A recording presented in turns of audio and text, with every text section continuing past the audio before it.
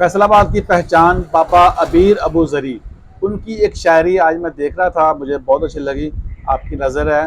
वो कहते हैं कि बहुत दुबली बहुत पतली हयाती होती जाती है। ये उन्वान है उनका।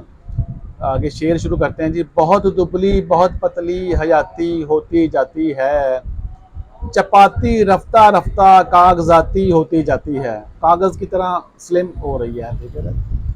हमारे काल भी हमारे गाल भी चिपके हुए हैं, हमारे गाल भी पिचके हुए अमरूद जैसे हैं, और उनकी नाक है कि नाशपाती होती जाती है। मिली है हुक्मरानी देश की जब पारसाओं को, तो अपनी कौम क्यों फिर वारदाती होती जाती है। बजट इसका खसारे का और अपना भी खसारे में, हुकूमत भी हमारी हम जमाती होती जाती है। वो लंदन में मुकी हैं और मैं हूँ चीचों की मलिया में, हमारी दोस्ती कलमी दवाती होती जाती है।